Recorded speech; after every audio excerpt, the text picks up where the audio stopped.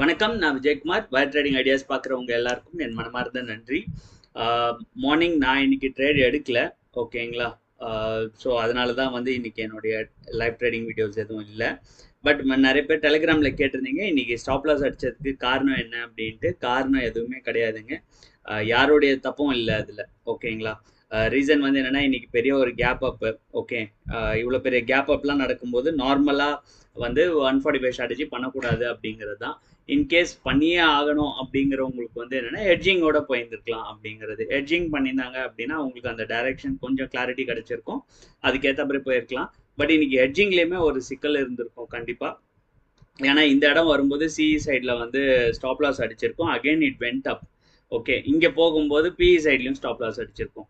So ரெண்டு சைடுமே இது லாஸ் அடிச்சிருக்கும். ஈவன் ஹெட்ஜிங்கே போயிருந்தா கூட மேபி ஒரு 5-10 பாயிண்ட்ஸ் முன்ன பின்ன இருந்ததுன்னா பிஇ சைடில் அவங்களுடைய ஸ்டாப் லாஸ் தப்பிச்சிருக்குமே தவிர நான் அதுக்குள்ளே என்ட்ராய் பார்க்கல. அந்த டைமில் என்ன ஸ்ட்ரைக் ப்ரைஸஸ் இருந்தது அப்படிங்கிறத நான் பார்க்கல, ஓகேங்களா? ஸோ அதனால தான் அதை பற்றின டீட்டெயில்ஸ் கொடுக்க முடியல. பட் அதர்வைஸ் யார்தும் அது தப்பு இல்லை.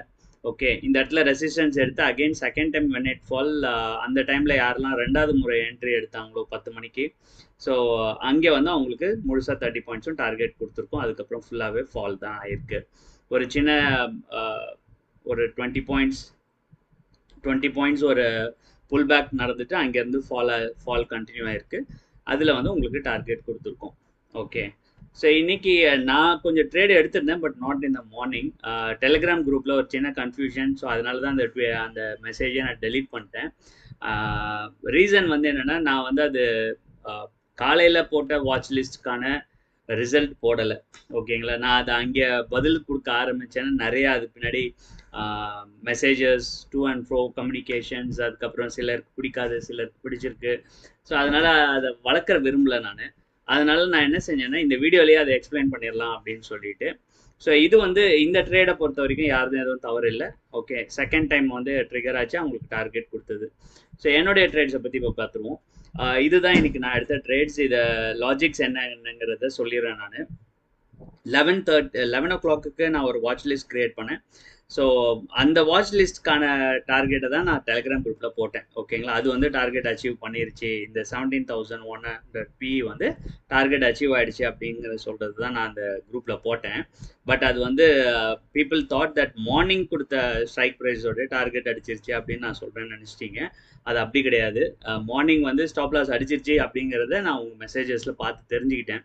ஸோ பட் இந்த ட்ரேடோடைய இது டீட்டெயில்ஸ் தான். ஆனால் என்னென்னா நான் ட்ரேட் எடுக்கிறேங்கிறத நான் சொல்ல, ரீசன் என்னங்கிறத நான் எனக்கு தெளிவாக சொல்லிடுறேன். நான் வந்து ரொம்ப நாளாகவே வந்து அதர் ட்ரேட்ஸும் எடுத்துகிட்டு இருக்கேன், அது உங்கள் எல்லாருக்குமே தெரியும். நாட் ஒன்லி 145 ஸ்ட்ராட்டஜி மட்டும் இல்லாமல் நான் வேறையும் ட்ரேட்ஸ் எல்லாமே எடுக்கிறேன். ஓகே, பட் என்னென்னா என்னுடைய ட்ரேட்ஸ் குவான்டிட்டி அதிகமாக இருக்கும், சம்டைம்ஸ் ப்ராஃபிட்ஸ் பெருசாக இருக்கும், லாஸஸும் பெருசாக இருக்கும். அது வந்து என்னென்னா இந்த சில மக்களுக்கு வந்து அது டீமோட்டிவேட் பண்ணுறதாகவும் இருக்கலாம்.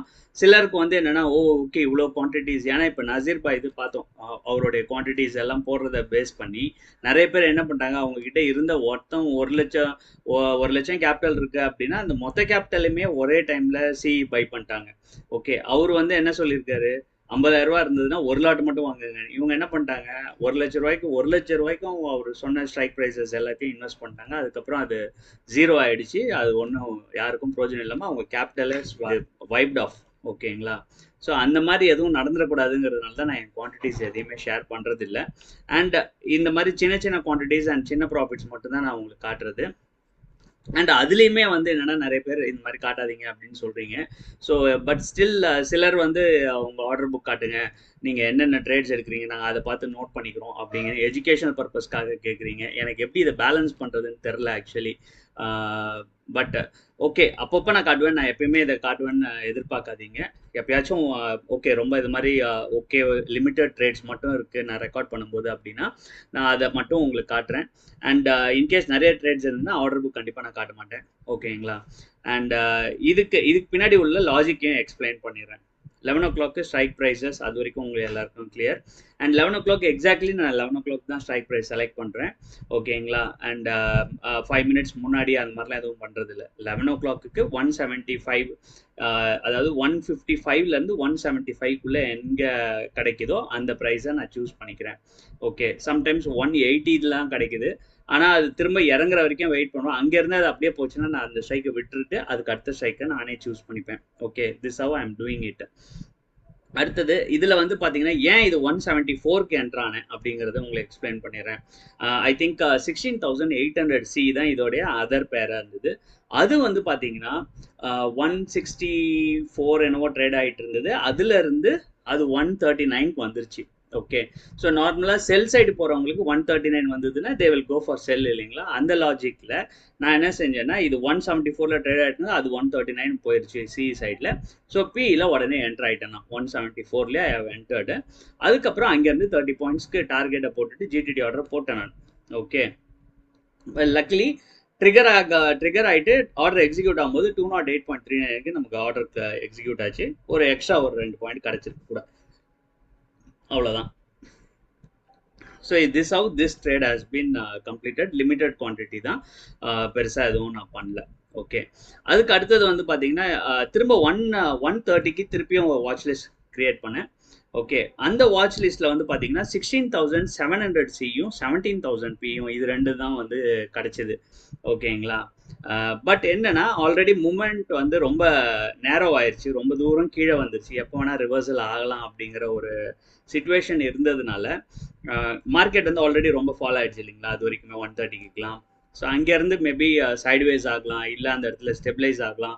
ஸோ என்ன நடக்கும் அப்படிங்கிறது எனக்கு தெரியல. ஏன்னா 16,880ங்கிறது வந்து ஒரு இதுக்கு முன்னாடி ஒரு ஸ்ட்ராங்கான சப்போர்ட்டாக இருந்தது. அங்கேருந்து ரிவர்சல்ஸ்லாம் அடிச்சிருக்கு. ஸோ அந்த மாதிரி இருக்கும்போது அந்த அந்த இடத்துக்கு பக்கத்தில் தான் அந்த ஜோனில் இருக்குது ஆக்சுவலி நம்மளுடைய நிஃப்டி. ஸோ அதனால அது பண்ணணுமா வேண்டாமாங்கிற ஒரு கன்ஃபியூஷனில் இருந்தேன்.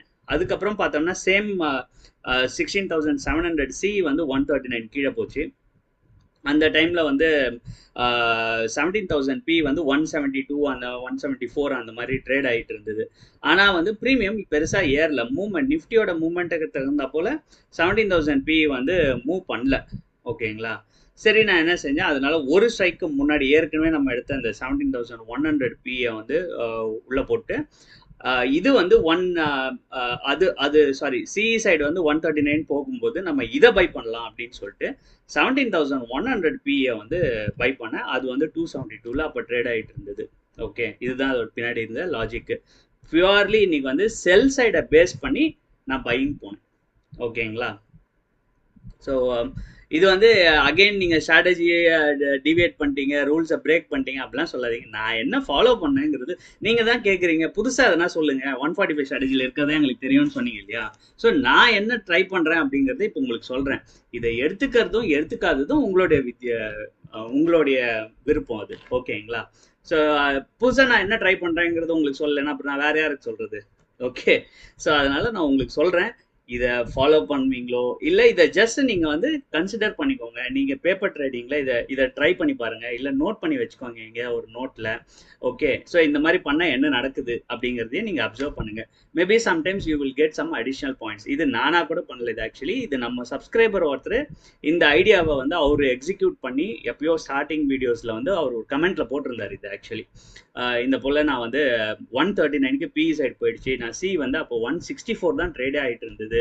நான் 164லேயே பை பண்ணி இன்னைக்கு 220 வரைக்கும் டார்கெட் பண்ணேன் அப்படின்னு அவர் கொடுத்துருந்த இன்ஸ்பிரேஷன் தான். ஓகேங்களா. அதுக்கப்புறம் நான் அதை வந்து ரெகுலராகவே வாட்ச் பண்ண ஆரம்பித்தேன்.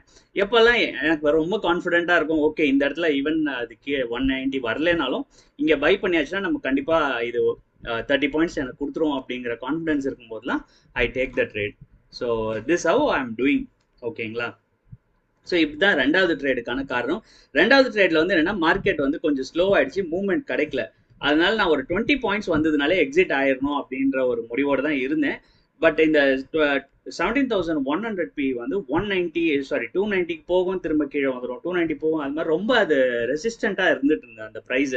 So I don't want to take any chance. அதுவும் காலையில் ஒரு டீசன்ட் ப்ராஃபிட் பண்ணியிருக்கோம், அதை எதுக்கு விட்டுருணும் அப்படின்னு சொல்லிட்டு கையில் கிடைச்ச ப்ராஃபிட்டை 18 பாயிண்ட்ஸில் புக் பண்ணிட்டு வெளில வந்துட்டேன் நான். ஓகேங்களா? எனக்கு தெரிஞ்சு அதுக்கப்புறம் கூட அதுக்கு மேல போன மாரி எனக்கு தெரியல. So this how today's trade has happen. ஓகேங்களா? இதெல்லாம் உங்களுக்கு சொல்லணுங்கிறதுக்காக தான். அண்ட் அதே போல 1:30க்கு எப்படி வாட்ச் லிஸ்ட் கிரியேட் பண்றீங்க அப்படின்னா, சேம் நம்ம 9:25க்கு எப்படி பண்றோமோ அதே போல தான். ஆனா நான் எக்ஸாக்ட்லி 1:30க்கு தான் பண்றேன். அதே போல 11:00 எடுக்கிற வாட்ச் லிஸ்ட்டுமே வந்து எக்ஸாக்ட்லி 11:00 தான் எடுக்கிறேன். இதுதான் உங்களுடைய மேஜர் கொஷின்ஸா இருந்தது முந்தா நேத்து வீடியோஸ்ல எல்லாம். ஸோ அதுக்கான ஆன்சர்ஸ் நான் இன்னைக்கு கொடுத்துட்டேன். இப்போ இந்த வீடியோ உங்களுக்கு ஹெல்ப்ஃபுல்லா இருந்திருக்கும்னு நினைக்கிறேன். ஸோ இது இல்லாமல் உங்களுக்கு வேறு எதுனா தேவைப்படுது அப்படின்னா சொல்லுங்கள். அண்ட் மேபி நாளைக்கு இல்லை நாளான்னைக்கு நான் வந்து ரொம்ப நீங்கள் நிறைய பேர் இதில் வந்து ஆர்வமும் எதிர்பார்க்குற ஒரு வீடியோவை நாளைக்கு எக்ஸிக்யூட் பண்ணிவிட்டு நான் உங்களுக்கு சொல்கிறேன். So with this, I'm ending this video. Thank you so much for watching. Till then, take care. Bye. Thank you.